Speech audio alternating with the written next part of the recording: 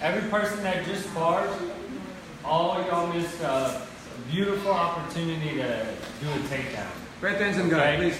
And there's two schools of thought of ways to catch the kick.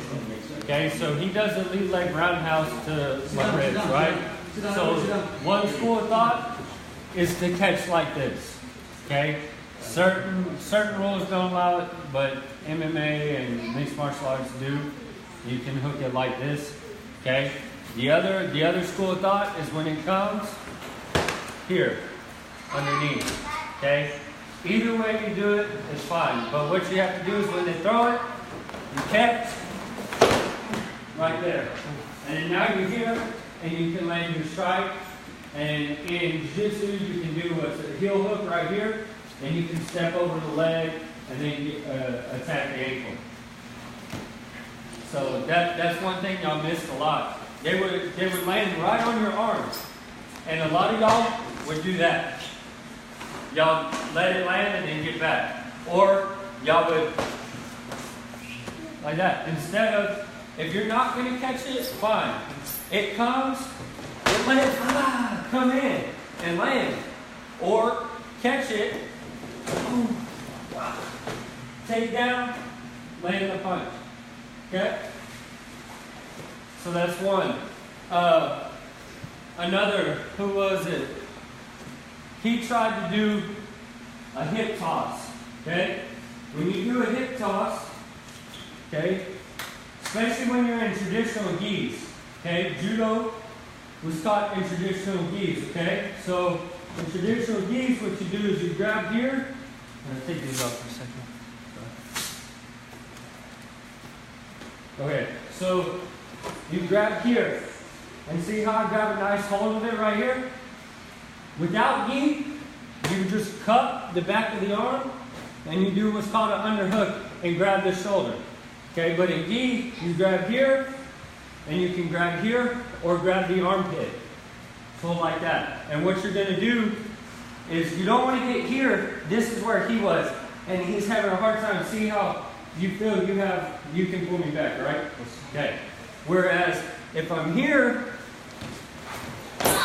he didn't have a chance because I'm too low. I'm lower than him. And that's what you want. So what ends up happening is you end up pushing and pulling, getting him out, right in front of you, okay? So there's two techniques that people had an opportunity for that didn't get. Now, striking-wise, when it comes to mixed martial arts, it's not just one and then that's it, right? You have to keep going.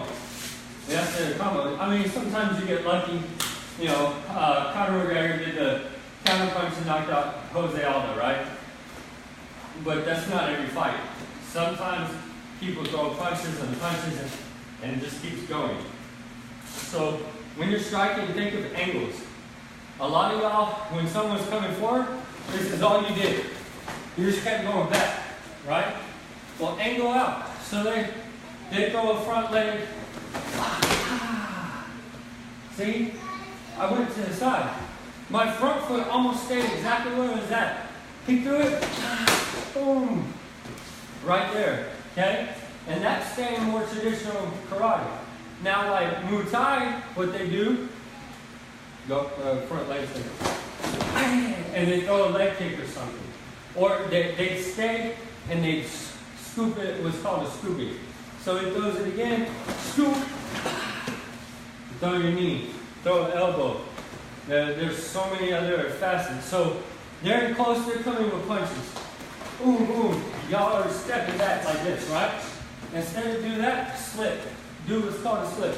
So if he throws this one, slow-mo, what you're going to do, slip to the outside. See? I took a step, right there. You can come over the top, right? Or you can slip the counter punch, right? And then, or you can do what's called parry. He throws the counter punch, I hit down, and I can hit down and punch with the same hand. Okay? There's so many different things. But use your angles. Use your angles. Use your movement. Don't just go back. Right? And if you find yourself going back, He's coming, he's coming, he's coming. Plant. Block, plant. Get a punch. Get it back. Regain your territory. Okay? What else? Now end up on the ground. Go ground. This is just striking right now. What you see here is striking. Now what if you end up on the ground? You screw if you don't have any skill, right? Right. It's going to show you the ground technique. Most of us don't have any clue what to do. Alright, so I'll show you the simple. I'll start from where we're at here. Okay? You hit it here, you hit, boom. You get them, land them here. Okay, you want control of this arm. The easiest thing from here is to go straight to an arm bar. So all you're going to do from here is step, sit, squeeze your knees together, and then push your hips up. Boom, right there. Okay? Like that. Okay? Another thing to do, stay right there, stay. Another thing to do is you have control. You can throw strikes from here if you want. You know, throw strikes here. Or if it's a grappling match and you don't want to go for submission and you just want to keep getting points, you go from here straight down to what's called knee on belly. Right in his solar plexus, I'm here. Get out from underneath me. And it allows me to stay right here. So he can push that knee off. But what happened? I went right into side control. Right? Or he does try to push again. You hold to the gi, go.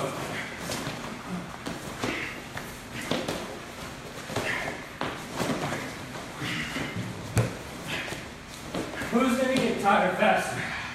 Who do you think is going to get tired faster? Right? Okay. So that's knee on belly arm bar, right? Now, a lot of people get in trouble, get in full mount. So you're going to sit on me like that, yeah. A lot of people, they don't know what to do here. They get confused and they start doing this. And you see their legs going everywhere. And they're like, ah! Right? Okay? Keep your feet planted. Because watch. No hands, right? Here. He's doing whatever he's doing. Right?